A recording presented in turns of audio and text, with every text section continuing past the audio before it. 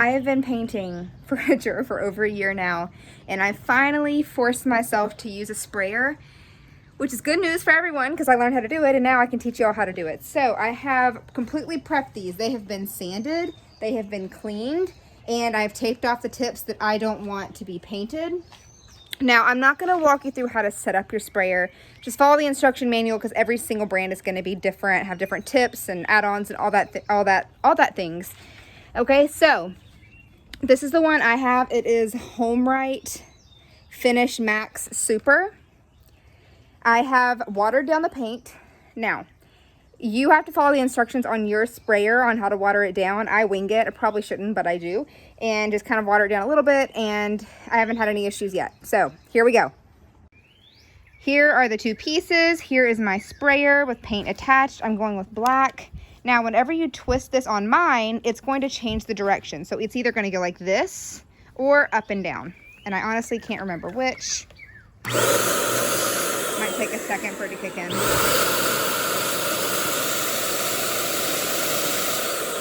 Okay, it's coming out now. Okay, here we go. Look at that. And it looks very splotchy at first, but it does not stay that way. All right, and this one is turned wrong. So I am going to switch it like that. So you're still figuring this thing out, obviously. There we go, tighten that up. All right, now it should be going up and down.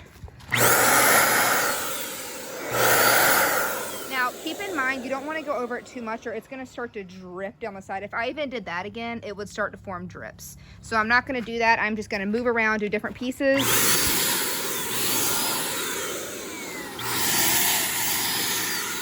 And I'm saving so much time. I can't believe I didn't do this sooner.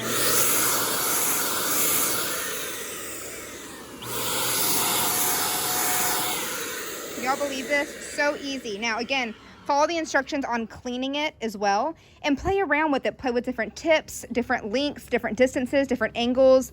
The key here is to not go over it too many times, especially too close, or you'll start to drip. And if you do, just get a wipe it off, let it dry, and then start over. Thanks for watching. It is still very wet, but I just finished spraying. The entire paint job took maybe 10 minutes, which is kind of incredible.